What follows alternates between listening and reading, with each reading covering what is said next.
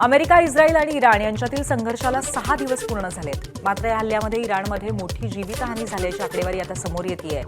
इराणमध्ये आतापर्यंत 1405 जणांचा मृत्यू झाल्याचं सांगण्यात येत आहे. मृतांमध्ये सैनिकांसह इराणी नागरिकांचाही समावेश आहे. इराणमध्ये सर्वाधिक हानी राजधानी तेहरान शहर आणि आसपासच्या परिसरात झाली आहे.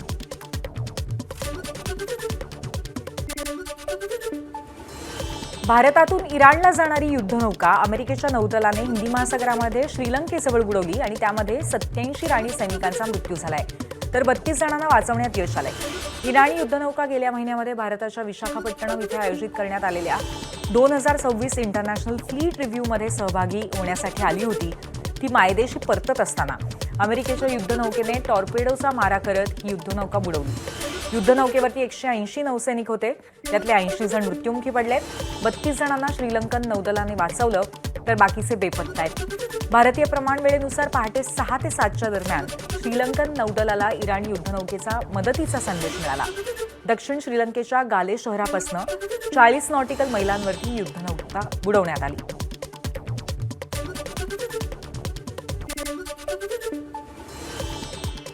भारतीय नौदलाच्या पाहुण्यांना आंतरराष्ट्रीय समुद्रात विना इशारा मारलं. इराणचे परराष्ट्र व्यवहार मंत्री सय्यद अब्बास अरगची यांनी एक्सवरती व्यक्त केला संताप.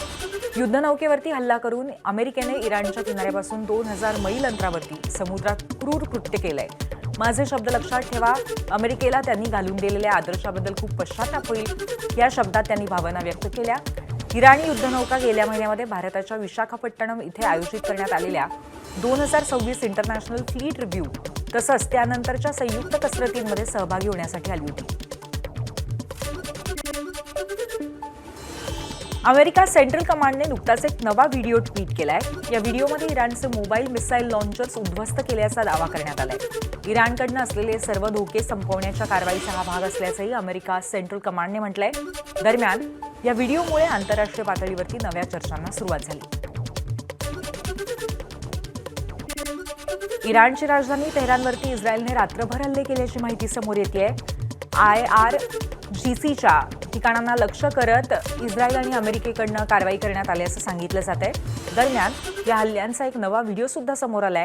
या घडामोडींमुळे मध्य पूर्वेतील तणाव आणखी वाढण्याची शक्यता व्यक्त केली जाते. दरम्यान इराणकडनंही इस्रायलला जोरदार प्रत्युत्तर देण्यात आलंय.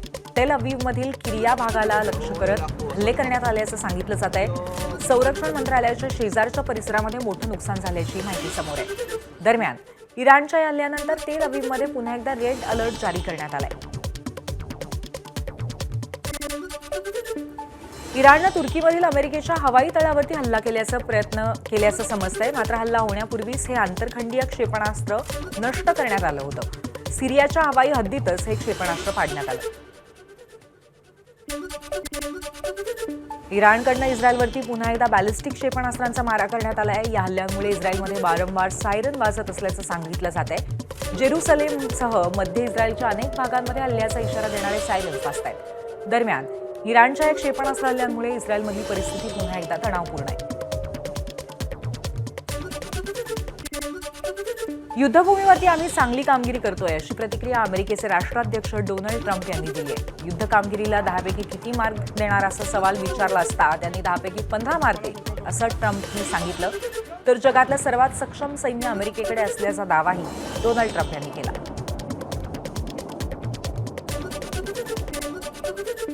We're doing very well on the war front, to put it mildly, I would say. Somebody said, on a scale of 10, where would you rate it? I said about a 15. And we're going to continue to do well. We have the greatest military in the world by far.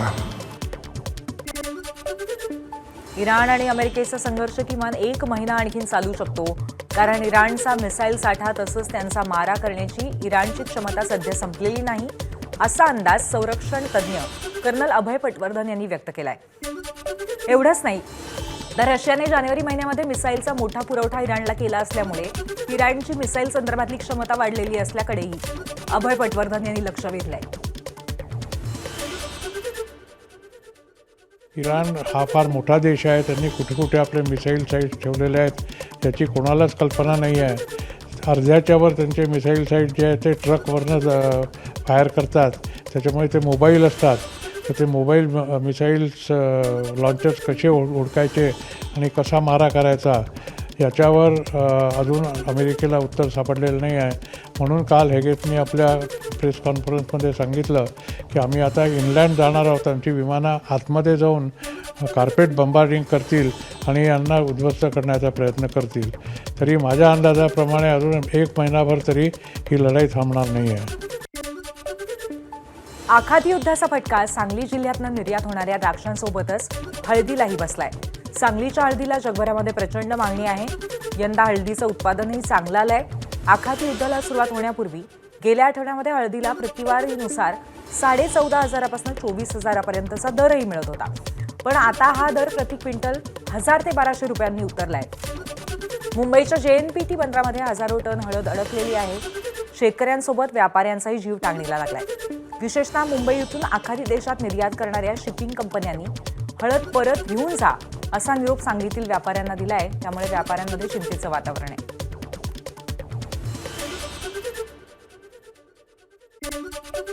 या युद्धामुळं आता जायच्या बोटी सगळ्या बंद झालेल्या आहेत. काही बोटी ज्या स्टपिंग झालेल्या आहेत आणि मुंबई गोदीतनं निघाल्या आहेत त्यासुद्धा बोटी परत येण्याची भीती आहे.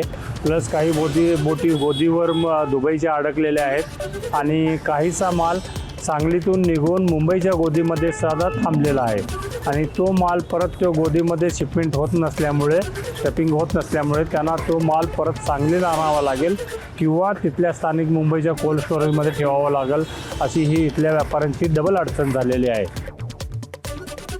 इराण-इस्रायल युद्धाचा परिणाम भारतातील निर्यातीवरही होत असल्याचं दिसतंय. मात्र याचा फायदा घेत शिपिंग कंपन्यांकडून लूट सुरू असल्याचा आता आरोप करण्यात येतोय.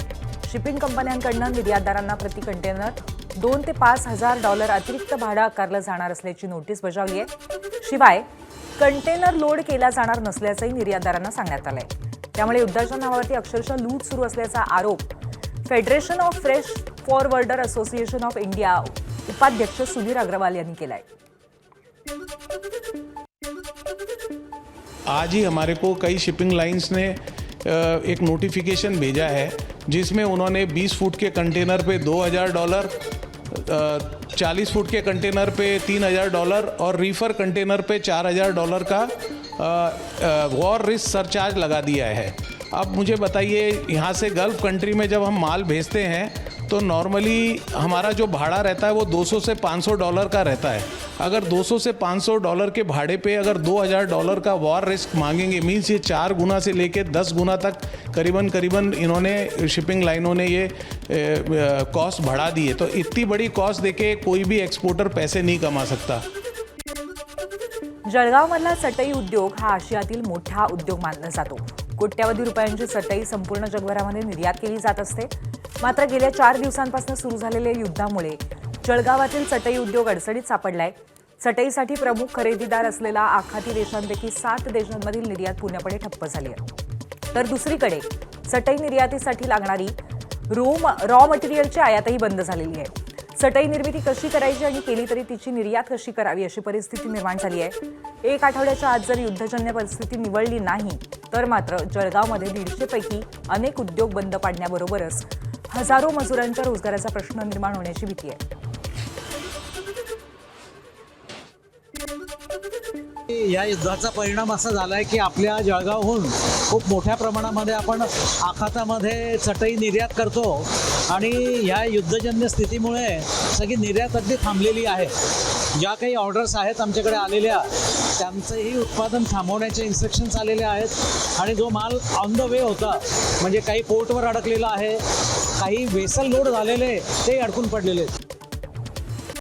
इराण अमेरिकेतील तणावाच्या पार्श्वभूमीवर भारतामध्ये पेट्रोल डिझेलचा तुटवडा होत असल्याच्या अफवा सोशल मीडियावरती पसरत आहेत.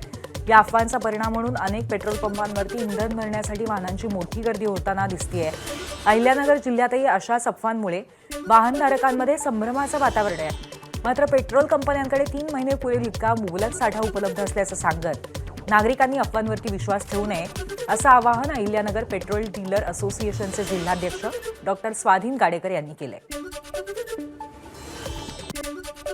त्या ठिकाणी सोशल मीडियामध्ये अफवा पसरवल्या गेल्यात की भारतामध्ये देखील तेलाचा तुटवडा होणार आहे आणि म्हणून काही पंपांवर काल परवापासनं त्या ठिकाणी रांगाच्या रांगा लागत आहेत.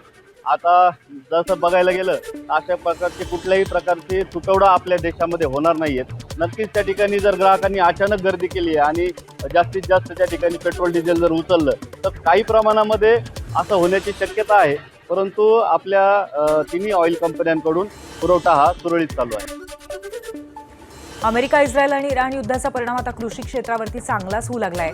आंतरराष्ट्रीय विमानसेवा विस्कळीत झाल्यामुळे भेंडीसह इतर भाज्यांची निर्यात होत नाहीये.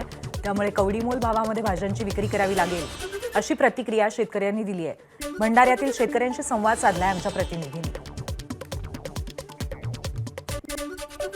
जळगाव शहरातील 8 ज्येष्ठ नागरिक दुबईमध्ये अडकलेत. हे सर्वजण 24 फेब्रुवारीपासून पर्यटनासाठी दुबईला गेले होते. मात्र अचानक युद्धजन्य परिस्थिती निर्माण झाल्यानंतर हे पर्यटक हॉटेलमध्येच अडकून पडलेत. या ज्येष्ठ नागरिकांपैकी एकावरती हृदयाची शस्त्रक्रिया झालेली असून त्यांच्या औषधांचा साठाही संपत आलाय. दरम्यान या पर्यटकांनी मुख्यमंत्री देवेंद्र फडणवीस आणि उपमुख्यमंत्री एकनाथ शिंदे यांच्याकडे भारतात सुरक्षित परतण्याची मदतीची मागणी केली आहे. आम्ही 4 कपल जळगाववरून आलेलो आहोत आणि सगळे सिनियर सिटीजन आहेत. 65 वर्षाच्या वरचे वयोवृद्ध आहेत आणि आमचं 4 तारखेला त्याचं इथलं पॅकेज पूर्ण झालं. 4 तारखेला आज आम्हाला हॉटेल खाली करावी लागणार आहे आणि पैशाचा थोडा प्रॉब्लेम आहे. माननीय श्री मुख्यमंत्री आणि उपमुख्यमंत्री साहेबांनी, शिंदे साहेबांनी काहीतरी मदत करावी म्हणून आम्हाला माय वतन घेऊन जायची कृपा करावी. नेहमीच अडचणीत असलेल्यांच्या मदतीसाठी धावून जाणारा अभिनेता सोनू सूद आता दुबईमध्ये अडकलेल्या भारतीयांच्या मदतीसाठी पुढे सरसावलाय. दुबईत अडकलेल्या कोणत्याही नागरिकांनी इंस्टाग्रामवरती मेसेज करावा. मोफतमध्ये तुमची दुबईत राहण्याची सोय करण्याचा प्रयत्न करणार, असं सोनू सूदने म्हटलंय. जो लोग भी हमारे हिंदुस्तानी या किसी भी नेशनैलिटी के लोग फंसे हुए हैं दुबई के अंदर, आप प्लीज़ मुझे डीएम कीजिए ऑन इंस्टाग्राम या फिर @दुगास्ता प्रॉपर्टीज़ पे डीएम कीजिए. We will make sure that you get a free of cost stay till you reach your country. कठीण जागतिक परिस्थितीमध्ये भारताच्या पंतप्रधानांनी शरणागती पत्करली, अशी टीका विरोधी पक्षनेते राहुल गांधी यांनी केली आहे. इस्रायल, अमेरिका, इराण युद्धावरनं त्यांनी पंतप्रधानांवरती हल्लाबोल केलाय. पंतप्रधानांनी देशाची सामरिक स्वायत्तता खुंटीला बांधून ठेवली आहे, अशी टीकाही त्यांनी केली आहे. युद्ध भारताच्या दारात येऊन ठेपलं असताना नेतृत्व खंबीर हवं, मात्र मोदी हे भारताच्या हिताशी तडजोड करणारे पंतप्रधान निघाले, अशी टीका त्यांनी केली आहे.